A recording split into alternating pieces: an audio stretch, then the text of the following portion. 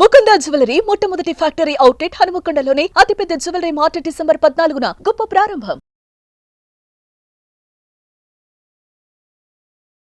చాలా అర్జెంట్ అని అత్తగారింట్లో పడుతున్న బాధలు భరించలేక అయ్యో. కడుపును పుట్టిన బిడ్డను తీసుకొని ఫ్రెండ్ ఇంటికి వెళ్ళిపోయింది.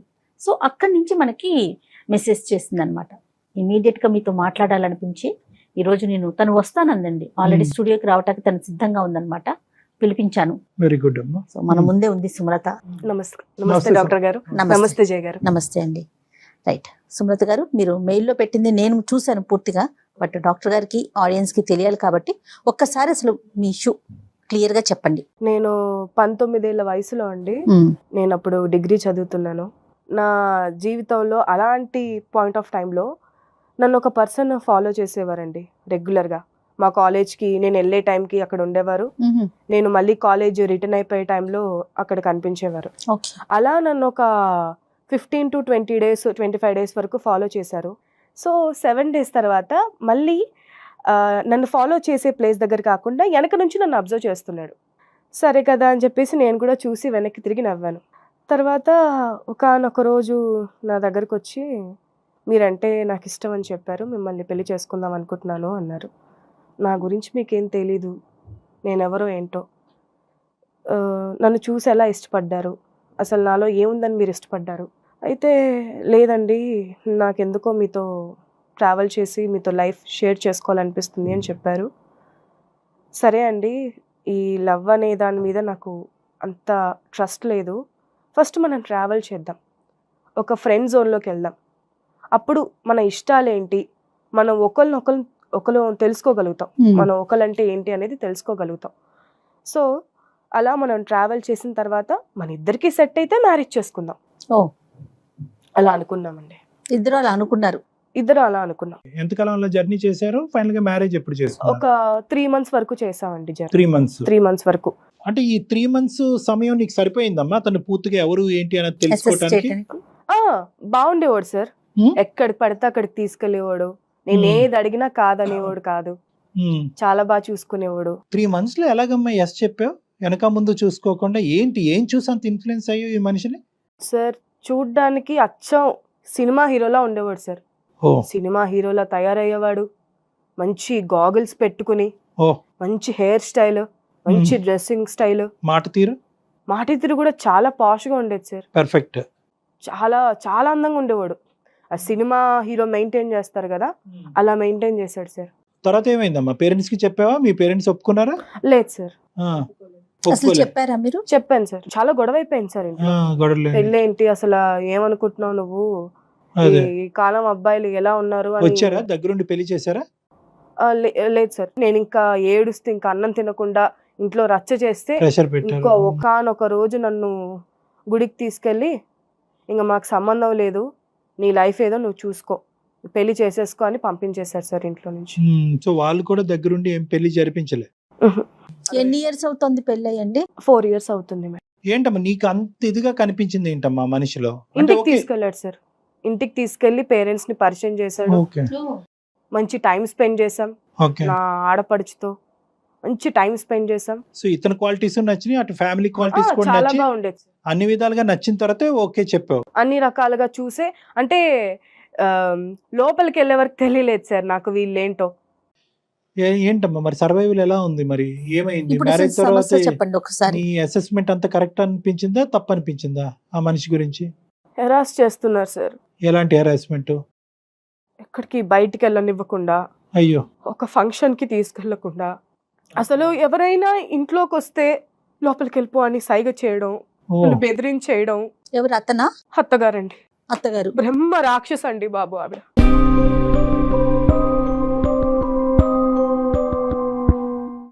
చూడ్డానికే మనిషి, బ్రహ్మ రాక్షసి. ఆడపడుచు ఆవిడ కన్నా పెద్ద బ్రహ్మ రాక్షసి. సరే వదిలేసే. అత్త భయంకరమైనటువంటి బ్రహ్మరాక్షసో ఏదో అన్నావు, ఆడపడుచు అన్నావు, ఇతను వచ్చి కాపాడేవాడా? వాళ్ళు అనేటట్టు, లేదంటే ఇతను కూడా ఇంకో సైడ్ ట్రాక్ లో హింస పెట్టాడు? లేదండి, ఇతను సమర్థించుకునేవాడు. పోనీ ఇతని ప్రవర్తన ఎలా ఉండేది మీతో? నమ్ముతారో లేదో తెలీదు డాక్టర్ గారు, అతనికి నాకు ఏజ్ గ్యాప్ 24 years అండి.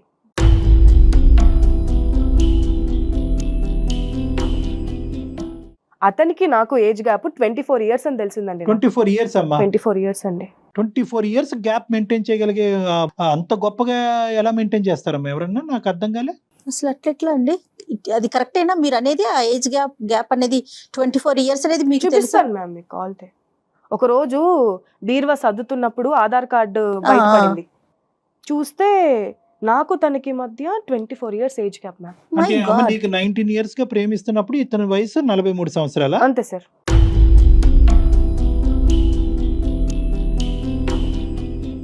సో మ్యారేజ్ తర్వాత కూడా ఇతను ఆ మెయింటెనెన్స్ చూపెట్టేవాడమ్మా, డ్రెస్సింగ్ స్టైల్ గానీ? హెయిర్ మాత్రం ముట్టుకొని ఇచ్చేవాడు కాదు సార్.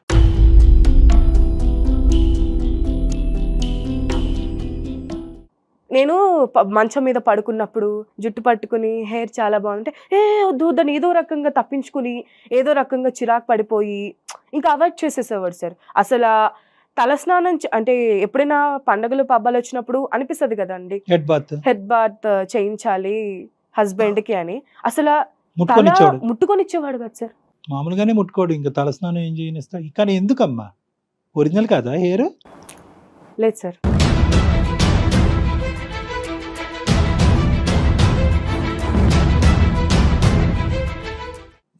ఎలా తెలిసింది అతను హెయిర్ ఒరిజినల్ కాదని మీకు? 6 months బ్యాక్ మా మామయ్య గారు చనిపోయారండి. ఇప్పుడు చనిపోయిన తర్వాత ఉంటాయి కదా కార్యక్రమాలు, పిండ ప్రదానం, తల వెంట్రుకలు తీయడం. అయితే ఇతను పంతులు గారు అది వెంట్రుకలు తీసేయాలండి నాన్నగారు ఇలా ఇదయ్యారని చెప్తే ఇంకా ఆయన వినలేదు. ముందు నేను జుట్టు చేయించుకోను అంటే ఇంకా పంతులు గారు ఇంకా నేను పట్టుబడ్డాం అలా. సరే నేను లోపలికి వెళ్ళి నేను అతను వెళ్ళి ఓ 5 minutes తర్వాత బయటకు వచ్చారండి ఆయన. అక్కడ చూస్తే డాక్టర్ గారు గుండు మీగడ్లాగా మెరిసిపోతోందండి. నున్నగా ఉంది. షేవ్ చేసిన హెడ్ లా లేదు అస్సలు. నేను సరే అక్కడ ఎవరో చెప్పారు లోపల అది జుట్టు క్లీన్ చేసేయండి అని చెప్పారు. సరే అని లోపలికి వెళ్ళాను, అక్కడ జుట్టు లేదు.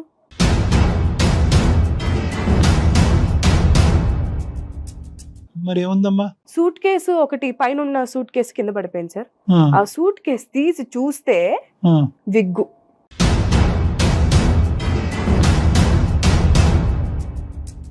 సో వయసు అబద్ధం అన్నది ఆధార్ కార్డు దొరకటం వల్ల తెలిసింది. అవును సార్. జుట్టు అబద్ధం అన్నది విగ్ దొరకటం ద్వారా తెలిసింది. అంతే సార్. అంతే కదమ్మా? అంతే అండి. ఎంతకాలం మెయింటైన్ చేశాడమ్మా? 3.5 ఏళ్ళు సార్. 3.5 ఏళ్ళు అసలు ఇంట్లో ఆడపడుచు తల్లి ఈ ముగ్గురు నా కళ్ళు కప్పేసి 3.5 ఏళ్ళు తెలియకుండా మేనేజ్ చేశాడు సార్.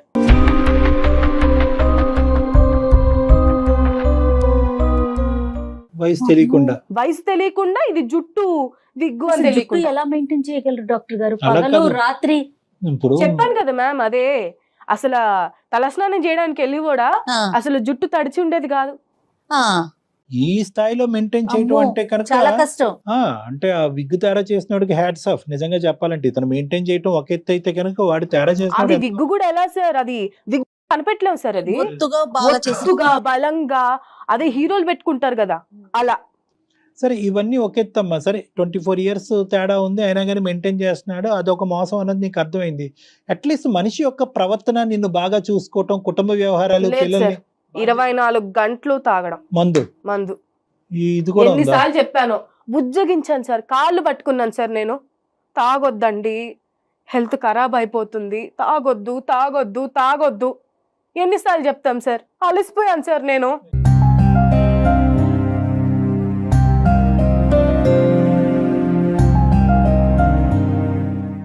తాగిన తర్వాత ప్రవర్తన ఎలా ఉంటదమ్మా? ఇంటికి వచ్చి నన్ను అది చేసుకురా ఇది చేసుకురా హింస పెట్టేవాడా? హింస పెట్టి గోడకేసి కొట్టివాడు. పిల్లలేమో ఏడ్చేవారు సార్.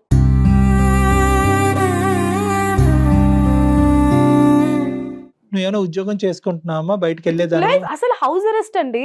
House arrest. బయటకు అసలు బయట అడుగు పెట్టించేవారు కాదు. అది బ్రహ్మరాక్షసి మా అత్తయ్య. అది కళ్ళతోనే అది సూర్యకాంతం మించింది అది.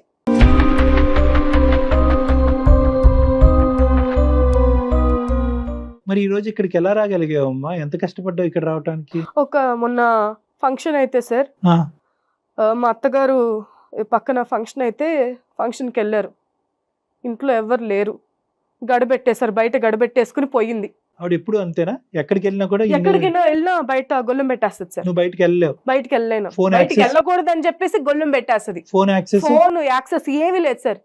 అసలు ఫోన్ ముట్టుకొని ఇచ్చేవారు కాదు సార్, పక్కనకి వచ్చి కూర్చునేవారు.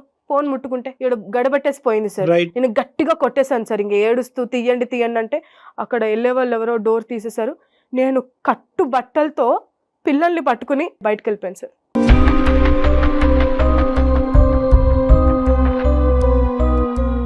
ఇన్ని రోజులు బట్టి, ఇన్ని సంవత్సరాలు బట్టి నీ మ్యారేజ్ లైఫ్ లో ఇటువంటి అవకాశం ఎప్పుడు రాలేదమ్మా? ఎప్పుడు లేదంటే రాలేదు ఇప్పుడు సార్, నువ్వు ఇప్పుడు రియలైజ్ అయ్యి బయటకు వచ్చావా? అవకాశాలు ఉన్నా వాడుకోకుండా ఇప్పుడు రియలైజ్ అయ్యి ఇంక నేను ఈ నరకాన్ని భరించలేనని చెప్పి బయటపడ్డా. బయటకు వచ్చేసాను సార్. Right, okay. ఏం చేసావమ్మా బయటకు వచ్చి? ఇక్కడ వరకు ఎలా వచ్చావు?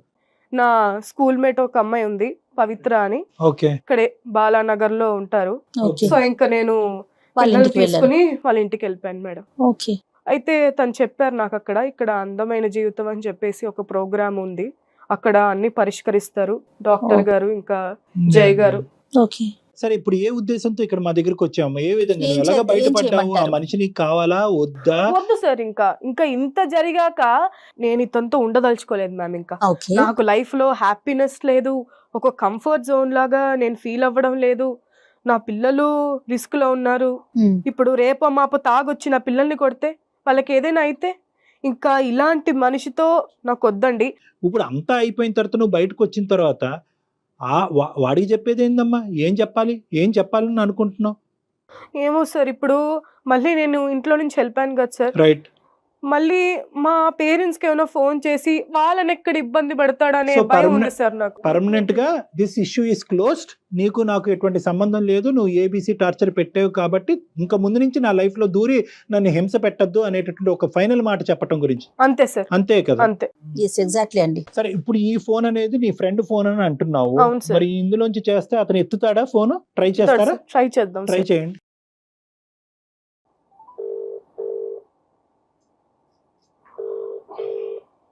హలో. హలో, నేను ఇక్కడ సుమన్ టీవీలో అందమైన జీవితం ప్రోగ్రాంకి వచ్చాను. ఎందుకు వచ్చావు? ఈ ఫోన్ నెంబర్ ఎవరిది? ఎక్కడి నుంచి మాట్లాడుతున్నావు? ఏంటి అసలు? వారం రోజులు అయిపోయింది, నీ అడ్రస్ లేదు, ఏం లేదు, పిల్లలు ఎలా ఉన్నారు తెలియదు. నేను ఎంత టెన్షన్ అవుతున్నాను. ఇంకా నువ్వు నాకు వద్దు. వద్దు అంటే ఎలా? వద్దు అంటే ఎలా ఏంటి? ఇంకా ఇంత టార్చర్ పెట్టిన తర్వాత అర్థం చేసుకోకుండా ఇంకెలా ఉంటాను నేను నీతోటి? ఏం టార్చర్ పెట్టాను నేను? ఏం టార్చర్ పెట్టావా? బట్టతలని చెప్పేసి నాకు తెలియకుండా 3.5 సంవత్సరాలు మేనేజ్ చేసావు, ఇంకా వయసు దాచిపెట్టావు. అది కాకుండా నన్ను అర్థం చేసుకోకుండా రోజు తాగొచ్చి కొట్టడం. ఎవరుంటారు ఇంకా ఇలా చేస్తే? ఏ అమ్మాయి ఉంటది నీతోటి? కనీసం మనుషులైనా మంచోళ్ళ అంటే ముగ్గురే. ఇదిగో చూడు, నువ్వు నాకు నీతులు చెప్పాల్సిన అవసరం లేదు. నీతులా? నీలాంటి ఏదో గొయ్యి తీసి కప్పెట్టాలి. నీతులేంట్రా నీతులు? మర్యాదగా మాట్లాడు. నీలాంటికి మర్యాద? అబ్బో, ఆ పేరు చెప్పడానికి కూడా నీకు హక్కు లేదు. వాళ్ళు రాలగొడతారు దవ్వా.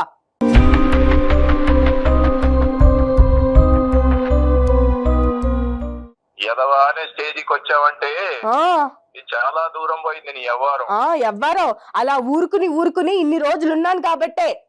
ఏమనుకుంటున్నావు నువ్వు? డాక్టర్ గారు చూసారు కదా ఇతని బిహేవియర్. బాబు, తమ్ముడు నీ పేరేంటన్నా? నా పేరు సుధాకర్ అండి. బాగుంది పేరు. కాదు, ఇప్పుడు ఈ అమ్మాయిని ఏంటి ఇబ్బంది పెట్టేది? ఆ అమ్మాయి పరుగున వచ్చింది ఒక జైల్లోంచి విడుదలైనటువంటి ఒక ఖైదీలాగా, చెమటలు కక్కుకుంటూ 4.5 సంవత్సరాల పాటు ఆ అమ్మాయిని ఒక చావనివ్వలేదంట కదా మీరు. ఆ అమ్మాయి పరిగెట్టుకుని ఈ రోజు ఇక్కడికి వచ్చి మా వేదిక ఉంది కాబట్టి తన బాధను విలపించుకుంది. ఈ రోజు నీతో మాట్లాడితే అసలు నీకేమైందని అడుగుతున్నావు. ఏమైంది ఏంటి? ఆ అమ్మాయికి ఏం అవ్వలేదా? ఏం అవ్వకుండానే ఈ రోజు ఇక్కడ వచ్చి కూర్చుందా ఏంటి? అసలు మీ ఏజ్ దాచిపెట్టవలసినటువంటి విగ్గులతో మేనేజ్ చేయవలసిన అవసరం ఏముంది అయ్యా నీకు? నేను చెప్పింది కూడా మీరు ప్రశాంతంగా వినండి. వినటానికి రెడీగా ఉన్నామండి, చెప్పండి, మీరు చెప్పండి. ఇప్పుడు నేనేమంటున్నా, 20 సంవత్సరాలు పెంచారు తల్లిదండ్రులు ఇద్దరిని వదిలేసి నా దగ్గరకు వచ్చిందంటే తల్లిదండ్రులు మోసం చేసిందా లేదా?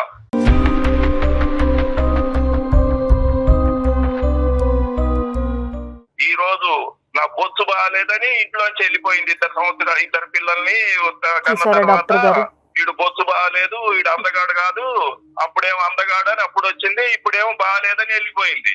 సరే ఇంకా సార్ నాతో అవసరం, తల్లిదండ్రులతో అవసరం తీరిపోయింది, వెళ్ళిపోయింది. ఇక్కడ భర్తతో అవసరం తీరిపోయింది, వెళ్ళిపోయింది. మరి ఆ పిల్లలు ఏం కావాలి? వాడిని నమ్మే కదా సార్ నేను వెళ్ళాను, వాడిని నమ్మే కదా మేడం నేను వెళ్ళాను. ఒక ట్రస్ట్ వచ్చిన తర్వాతే కదా, ఒక బాండ్ వచ్చిన తర్వాత, ఒక ట్రస్ట్ వచ్చిన తర్వాతే ఎవరైనా ఒక స్టెప్ తీసుకుంటారు. 43 ఏళ్ళు నీకు, అప్పుడు నీకు ఆ మాత్రం ఇంగితం లేదా?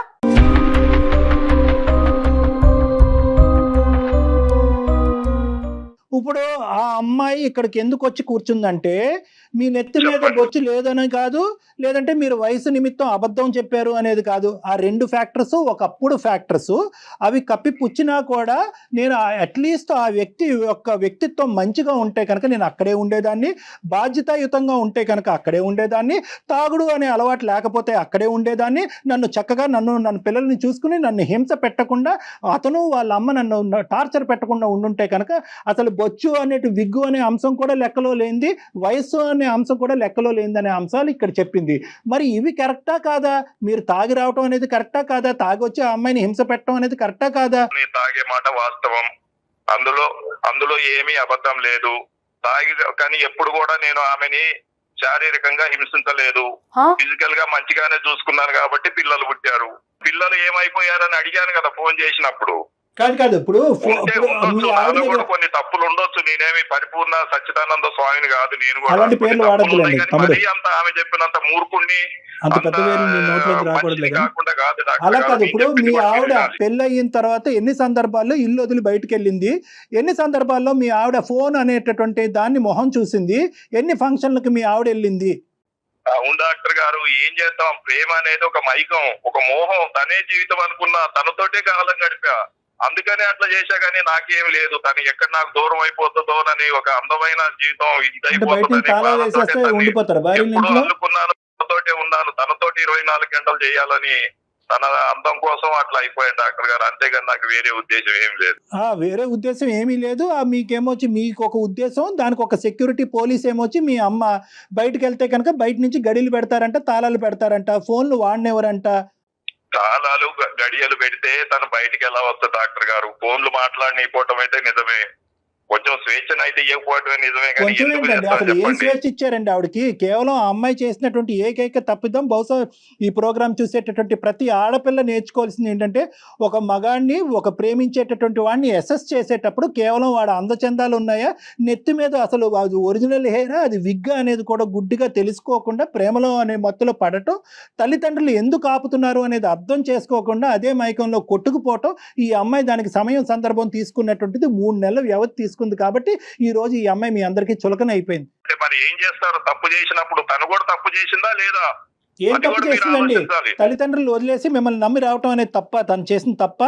మరి తల్లిదండ్రులు మోసం చేసింది 20 సంవత్సరాలు కనీ పెంచిన మీకు ప్రేమించేటటువంటి అమ్మాయి అందంగా ఉంది ఎందుకు వచ్చింది కాదు? ఈ రోజు తల్లిదండ్రులు వదిలేసింది, నన్ను వదిలేసింది, ఏమండి? అందుకనే నేను జాగ్రత్త పడ్డాను. ఏ రోజు ఒక సందర్భంగా వాడుకుంటున్నాడు.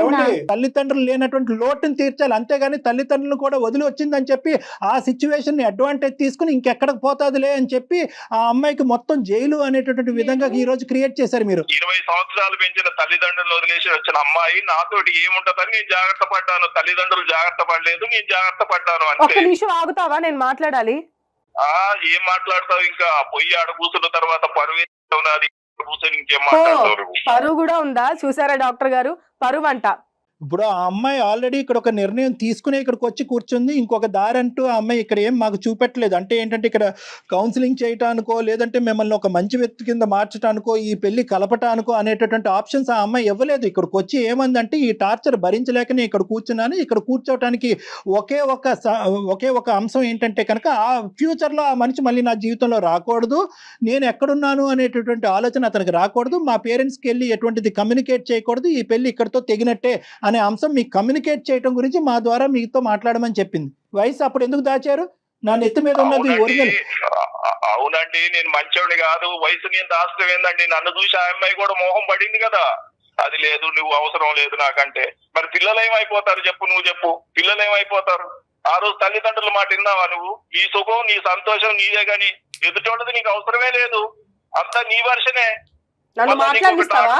మళ్ళీ ఒక అందమైన జీవితం, మళ్ళీ వీళ్ళందరూ నన్ను బదనాలు చేసి మళ్ళీ డాక్టర్ గారేమో నన్ను తిడుతున్నాడు. అసలు అరే, నన్ను నీకు మాట్లాడుతున్నారు. అవసరమా పెళ్లి 43 సంవత్సరాలని? అతను అంత మంచి ఉత్తముడైనప్పుడు నువ్వు 19 ఏళ్ళ అమ్మాయివి తల్లిదండ్రులు ఎందుకు వదిలేసుకుని వస్తున్నావు? నాకు 43 ఏళ్ళు, నేను పెద్దవాడిని చెప్పొచ్చు కదా. నీ వయసు ఎందుకు దాచావు? నేను దాచటానికి నీ మనిషినే నీ కళ్ళ ముందున్న 6 అడుగుల మొగాడిని నీ కళ్ళ ముందు ఉంటే నీ కళ్ళకి నేను కనపడ్డాను కదా, నేను దాచేదేముంది? నీ కళ్ళు మూసుకుపోయినాయి, నీ కళ్ళు కామంతో మూసుకుపోయినాయి. మూసుకుపోయి మోహంతో నాతో వచ్చావు నువ్వు.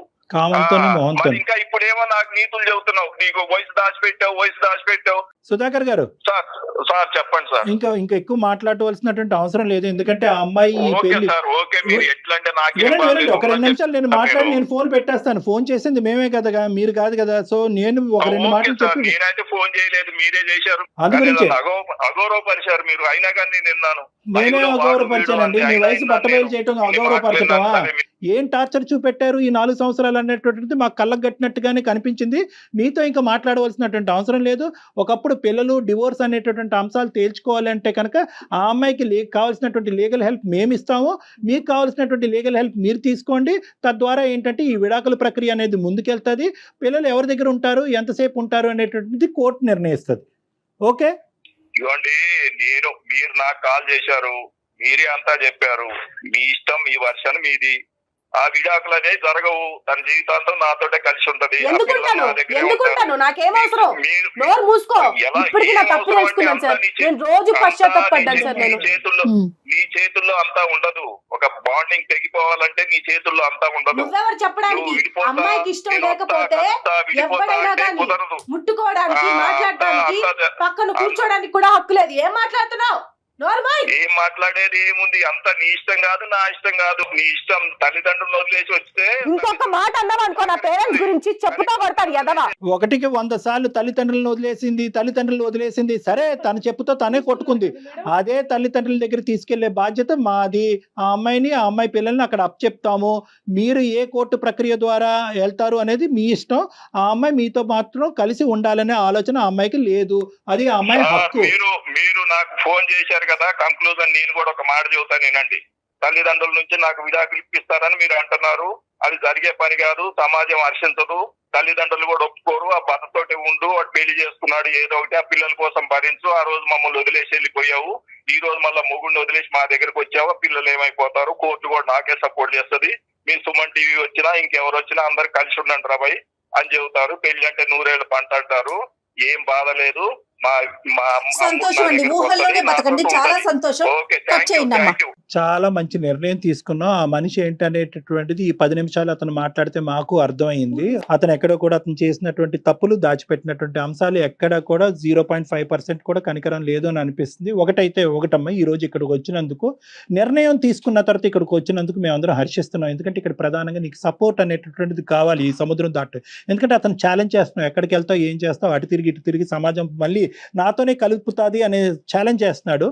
కాబట్టి ఇక్కడ మీ పేరెంట్స్ తో కూడా మేము మాట్లాడుతామమ్మా. పేరెంట్స్ తో మాట్లాడి వాళ్ళకి సర్ది చెప్పేటటువంటి ప్రయత్నం, తెలిసి తెలియని తప్పు చేస్తా. ఇంకా నేను నా పేరెంట్స్ తో ఉంటాను మ్యామ్. దయచేసి మా పేరెంట్స్ తో నన్ను కలిపే బాధ్యత మీది. నేను నా కాళ్ళ మీద నిలబడి నా పిల్లల్ని చూసుకోవాలని నా కోరిక.